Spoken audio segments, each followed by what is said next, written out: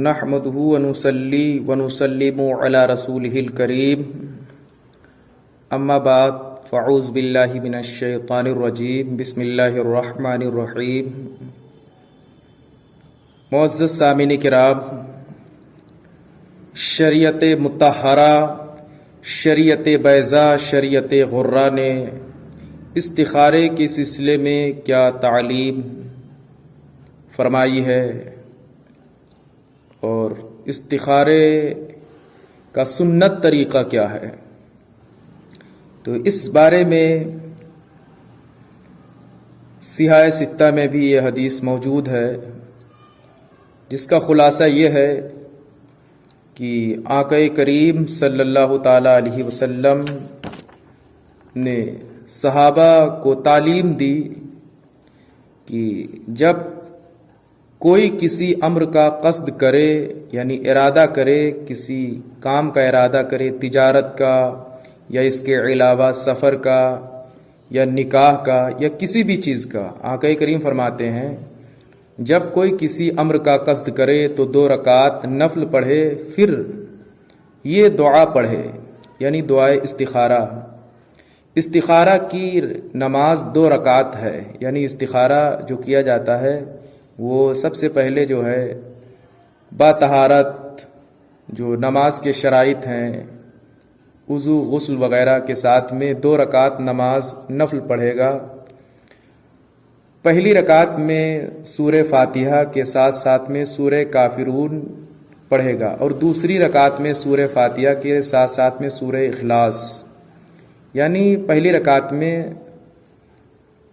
سورہ فاتحہ کے ساتھ ساتھ میں قل یا ایھا الکافرون پڑھے گا، اور دوسری رکعت میں قل ھو اللہ احد پڑھے گا سورہ فاتحہ کے ساتھ ساتھ میں۔ اور اس کے بعد میں مورخین بیان فرماتے ہیں کہ 2 رکعت نماز اس طرح پڑھے گا، اور پھر دعائے استخارہ پڑھے، اور پڑھنے کے بعد میں بہتر یہ ہے کہ 7 بار استخارہ کرے۔ کہ ایک حدیث میں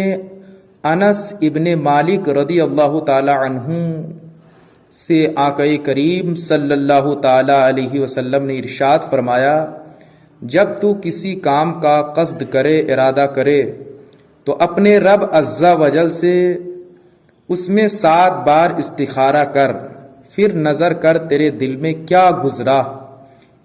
تیرے دل میں کیا گزرا، کہ بے شک اسی میں خیر ہے۔ اور ہمارے مشائخ میں سے بعض سے منقول ہے کہ دعائے استخارہ پڑھ کر با طہارت قبلہ رو سو رہے، یعنی سنت طریقے پر سو رہے کہ سر اتر کی جانب ہو اور چہرہ جو ہے قبلہ کی جانب ہو، سنت طریقے پر سو رہے۔ اگر خواب میں سفیدی یا سبزی، یعنی سفید رنگ کی کوئی چیز یا ہری رنگ کی کوئی چیز دیکھے تو مطلب یہ ہوگا کہ وہ کام بہتر ہے اور کرے۔ اور کالا رنگ کی کوئی چیز دیکھے یا لال رنگ کی کوئی چیز دیکھے تو گویا کہ برا ہے، اس سے بچے۔ اور استخارے کا وقت کیا ہے، تو اس سلسلے میں ہمارے مشائخ فقہا فرماتے ہیں کہ استخارہ کا وقت جو ہے اس وقت تک ہے کہ ایک طرف رائے پوری جم نہ چکی ہو۔ جب کوئی انسان عزم مصمم کر لے، پختہ ارادہ کر لے، تو پھر استخارے کا کوئی معنی ہی نہیں ہے۔ استخارہ اس صورت میں کیا جاتا ہے جب انسان 2 کاموں میں متردد ہو، اس کو تردد ہو جائے کہ یہ کروں بہتر ہے کہ یہ کروں بہتر ہے۔ یاد رہے واجب اور فرض میں اور حرام اور مکروہ میں استخارہ کرنا شرعاً درست نہیں، بلکہ مباح کام میں استخارہ کیا جائے گا۔ اس سلسلے میں شریعت مطہرہ نے جو مکمل تعلیم دی ہے وہ یہ ہے کہ محدثین کی ایک جماعت نے، جس میں امام بخاری بھی شامل ہیں، یعنی ابو عبداللہ محمد ابن اسماعیل بخاری ترکی شافعی رضی اللہ تعالی عنہ نے بھی اس روایت کو اپنی کتاب صحیح بخاری میں کوٹ فرمایا ہے۔ اس کے راوی جابر بن عبداللہ رضی اللہ تعالی عنہما ہیں کہ فرماتے ہیں کہ آقا کریم صلی اللہ تعالی علیہ وسلم ہم کو تمام امور میں استخارہ کی تعلیم فرماتے ہیں، جیسے قرآن کی سورت تعلیم فرماتے تھے۔ اور عبداللہ رضی اللہ تعالیٰ عنہ کے بیٹے یعنی جابر بن عبداللہ رضی اللہ تعالیٰ عنہما فرماتے ہیں کہ آقا کریم صلی اللہ تعالیٰ علیہ وسلم نے صحابہ کو مخاطب کیا، مجھ کو بھی مخاطب کیا، اور فرماتے ہیں آقا کریم صلی اللہ تعالیٰ علیہ وسلم نے ارشاد فرمایا، جب کوئی کسی امر کا قصد کرے تو 2 رکعت نفل پڑھے، پھر یہ پڑھے، یعنی 2 رکعت نماز پڑھے پھر یہ دعا پڑھے۔ وہ دعائے استخارہ یہ ہے، اللہم انی استخیرک بعلمک واستقدرک بقدرتک واسألک من فضلک العظیم فانک تقدر ولا اقدر وتعلم ولا عالم وانت علام الغیوب اللہم ان کنت تعلم ان ھذا الامر خیر لی فی دینی و معاشی و عاقبتی امری او قال عاجلی امری و آجلہ فاقدرہ لی ویسرہ لی ثم بارک لی فیہ و ان کنت تعلم ان ھذا الامر شر لی فی دینی و معاشی و عاقبتی امری او قال عاجلی امری و آجلہ فاصرفہ عنی وصرفنی عنہ وقدر لی الخیر حیث کان ثم ردینی بہ۔ یہ دعا ہے۔ اس دعا میں جہاں پر یہ لفظ ہے انا ھذا الامر، یہاں پر اپنے کام کو رکھے، اگر سفر کر رہا ہے تو انا ھذا الامر کہے، اور اگر نکاح کے سلسلے میں استخارہ کر رہا ہے تو انا ھذا النکاح کہے، یا تجارت کر رہا ہے تو انا ھذہ تجارتا کہے، یعنی اپنی حاجت کا ذکر کرے ھذا الامر کی جگہ پر۔ یا اور بیان فرماتے ہیں کہ ہمارے فقہا حج اور جہاد اور دیگر نیک کاموں میں نفس فعل کے لیے استخارہ نہیں ہو سکتا، ہاں تعین وقت کے لیے کر سکتے ہیں۔ مطلب یہ ہے کہ حج کروں یا نہ کروں تو اس میں استخارے کی اجازت نہیں، حج تمہارے اوپر اگر صاحب استطاعت ہو تو فرض ہے، جہاد بھی اسی طریقے سے جہاں پر فرض ہے وہاں پر استخارے کی اجازت نہیں ہے۔ اسی طریقے سے فرض امور میں اور واجب امور میں اور حرام اور مکروہ امور میں استخارہ کی ضرورت نہیں ہے۔ جو فرض ہے وہ فرض ہے، جو واجب ہے وہ واجب ہے، اور جو حرام ہے حرام ہے، جو مکروہ ہے مکروہ ہے، اس میں استخارے کی کوئی ضرورت نہیں۔ حرام سے بچنا واجب ہے، فرض کو ادا کرنا لازم ہے۔ 2 مستحب امر کو جو دونوں میں سے پسندیدہ ہو اس عمل کو اختیار کرنے کے لیے، اور رب تعالی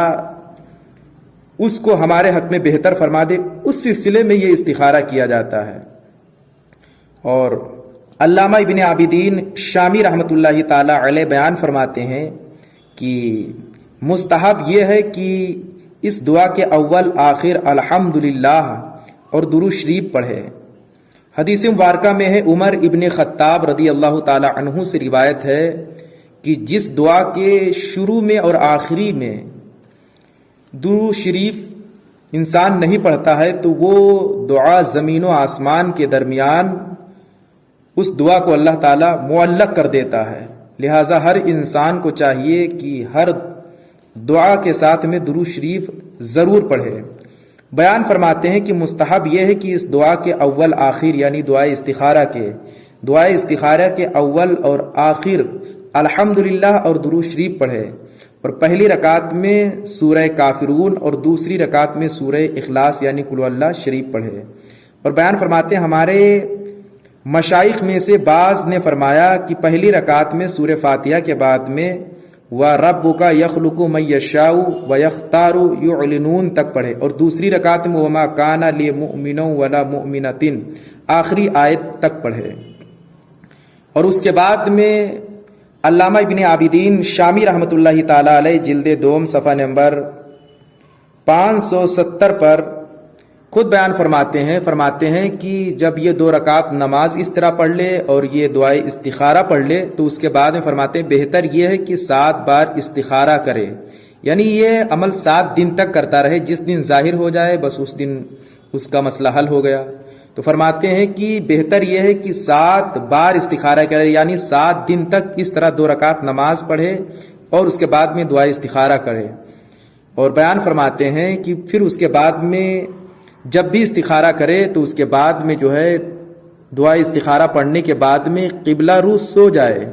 اگر خواب میں سفیدی یا سبزی دیکھے تو وہ کام بہتر ہے، اور سیاہی یا سرخی دیکھے تو برا ہے اور اس سے بچے۔ یعنی اگر خواب میں سفیدی یا ہری رنگ کی کوئی چیز دیکھے تو وہ کام بہتر ہے، اور اگر بلیک رنگ کی کوئی چیز دیکھے یا لال رنگ کی چیز دیکھے تو وہ برا ہے، اس سے بچے ہیں۔ یہ طریقہ علامہ ابن عابدین شامی رحمۃ اللہ تعالی علیہ رد المحتار المعروف بہ فتاوی شامی کتاب الصلاۃ باب الوتر والنوافل مطلب فی رکعۃ الاستخارۃ جلد نمبر 2 صفحہ نمبر 570 پر بیان فرمایا ہے۔ اور ہمارے مشائخ فرماتے ہیں استخارہ کے بعد جس طرف دل مائل ہو وہ کام کرے۔ اگر ایک دفعہ میں قلبی اطمینان حاصل نہ ہو تو 7 دن تک یہی عمل دہرائے، انشاءاللہ خیر ہوگی۔ اور بیان فرماتے ہیں استخارہ کے لیے کوئی خاص وقت نہیں، البتہ بہتر یہ ہے کہ رات میں سونے سے پہلے جب سونے کا ماحول ہو تو استخارہ کر کے سو جائے۔ اور اس کے بعد بیان فرماتے ہیں لیکن خواب آنا بھی ضروری نہیں، بلکہ اصل بات قلبی رجحان اور اطمینان ہے۔ اور بیان فرماتے ہیں یہ تو بہت تفصیلی واقعہ ہے۔ بیان فرماتے ہیں کہ کبھی ایسا ہوتا ہے کہ فوری فیصلہ کرنا پڑتا ہے اور 2 رکعت پڑھ کر دعا کرنے کا موقع ہی نہیں ہوتا، تو ہمارے فقہا فرماتے ہیں اس لیے کہ اچانک کوئی کام سامنے آ گیا اور فوراً اس کے کرنے یا نہ کرنے کا فیصلہ کرنا ہے، اتنا وقت نہیں کہ 2 رکعت نفل پڑھ کر استخارہ کیا جائے، تو ایسے موقع کے لیے خود آقا کریم صلی اللہ تعالی علیہ وسلم نے ایک دعا تلقین فرمائی، وہ یہ ہے، کنز العمال کی روایت ہے جو بطور استخارہ آقا کریم صلی اللہ تعالی علیہ وسلم نے صرف دعا ہی فرمائی۔ وہ یوں عرض کرے اللہم اغفر لی واختر لی، اے اللہ میرے لیے پسند فرما، مجھے کون سا راستہ اختیار کرنا چاہیے۔ اور بیان فرماتے ہیں بس یہ دعا پڑھ لے۔ اس کے علاوہ ایک اور دعا حضور صلی اللہ علیہ وسلم نے تلقین فرمائی، وہ یہ ہے، یہ صحیح مسلم شریف میں ہے، اللہم دینی وسددنی، اے اللہ میری صحیح رہنمائی فرما اور مجھے سیدھے راستے پر رکھ۔ اسی طرح اور ایک مسنون دعا ہے، وہ جامع الترمذی میں ہے، اللہم الہمنی رشدی واعذنی من شر نفسی، اے اللہ جو صحیح راستہ ہے وہ میرے دل میں القاء فرما اور مجھے اپنے نفس کے شر سے بچا۔ بیان فرماتے ہیں کہ ان دعاؤں کو پڑھ لے اگر اسے فوراً فیصلہ کرنا ہو، اگر فوراً نہیں تو بہتر طریقہ یہ ہے کہ جو امام بخاری نے بھی روایت کیا، امام ترمذی نے بھی، جو سنن ابن ماجہ میں بھی موجود ہے، اس دعا کو پڑھے، اور جس کے راوی جابر بن عبداللہ رضی اللہ تعالی عنہما ہے کہ 2 رکعت پڑھے اور 2 رکعت کے بعد میں دعا استخارہ پڑھے، اور پھر اس کے بعد میں ہمارے مشائخ نے جو تعلیم فرمائی، خصوصی طور پر علامہ ابن عابدین شامی رحمۃ اللہ تعالی علیہ نے، اس طریقے پر عمل کرے، اور اس کے بعد میں جس امر کے سلسلے میں وہ استخارہ کر رہا ہے انشاءاللہ وہ مسئلہ اس پر ظاہر ہو جائے گا۔